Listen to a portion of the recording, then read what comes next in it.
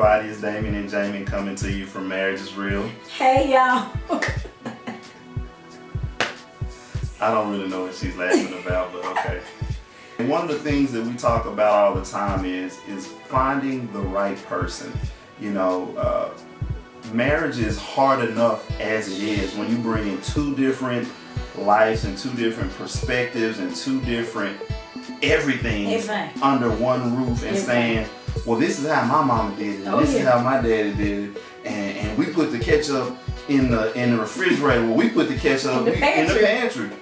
That's an argument waiting to happen, y'all. I'm just letting y'all know. But when you're blending two different lifestyles and bringing them under one roof, you're gonna have issues. But when you're dealing with a man and a woman that both have the desire to be married, you know, we believe there's somebody that's for somebody. Like I knew.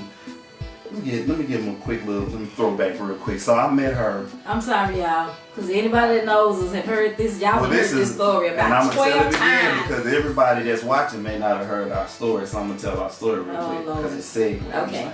Segue like that. Yeah. Okay. So anyway, we met the night Tupac died. We were both teenagers. I was 18. I think you were 17, right? Mm-hmm. And so, we went out to mourn. That's poor out. Y'all know what that is. We went out to mourn, and I was with my friends. She was with her friends, and I'm serious, y'all. The moment that I laid eyes on her, she was standing it was like out of a movie. She was like standing on this bridge, and I'm not making this up. She was standing on this bridge, and I was like down here in the parking lot. And I looked up, and I promise y'all, the moment I saw her, it was like, even in my inebriated state. When I saw her, I knew that was going to be the woman, or at the time, the girl that I was going to spend the rest of my life with. I knew it immediately, without a shadow of a doubt. I said all that to say that I know, in my heart, I know that it's a lot easier to go through life knowing that you're with the right person. I think a lot of times people end up just with the wrong person. I mean, I've even heard people say, you know, it doesn't really matter who you marry or anything like that, but I don't agree with that, because I think, you know, if I would have married Shaquisha or Shalisha or whomever, I wouldn't even have the same kids that I have today. So I don't think that you can just, you know, give it a chance. I think that you gotta marry the right person in order to have the right relationship. And I think, just piggybacking off what you said, you knew. He said he knew when he saw me immediately, hey, that's the girl, that's gonna be my wife. He actually told me this the night we met, so in my mind I'm thinking, crazy. But I think sometimes, for me personally, I can't say for all women, but I think sometimes men may know before we know, and for women sometimes it's more of a process. There are things about women that we always have this checklist of, he needs to be this, he needs to be that, I need him to do this, he needs to be A, B, C, D, E. You know, we go down this checklist, but just knowing that there is no perfect person. Absolutely. Like, there is no perfect person. But there is a person that is, I believe, that is for you. Mm-hmm. You know, out of all your 25 things on your list, he may have 20. So don't discount him as being your husband because he ain't do these 5 things. Now, depending on what those 5 things are, now, you know, I think if you guys are like-minded, you have to think about down the road, for real though, if I get sick, is this man gonna hold me down? If he gets sick, am I gonna hold him down? Am I gonna be able to put him in the bathtub if he can't, you know, do whatever?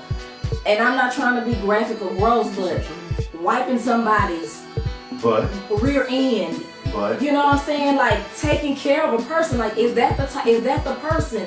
I think a lot of people go into marriage, they don't have a forever mentality. So if you going into marriage, or you thinking about marriage, and you're not thinking, I'm gonna be with this person forever, you might not need to marry them right now. You might need to just kind of wait, kind of hold back, just hold on, and just say, okay, well, wait, let me see. Because sometimes that just may not be the person. Don't settle and try to make a person the one for you.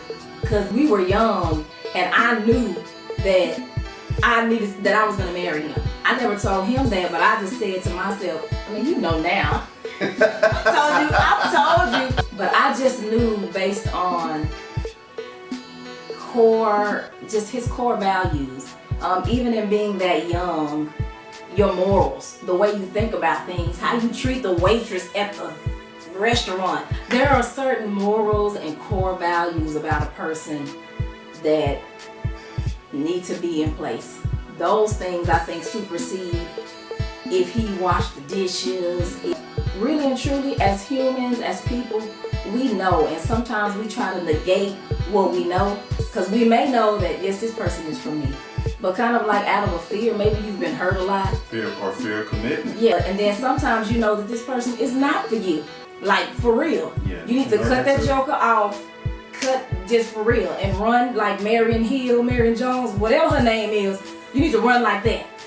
Because you know that they're not for you, but it's something that's making you hold on. I think a lot of times we don't want to be lonely. We don't want to be by ourselves. But if you think about it, your peace is worth more than a lifetime of misery.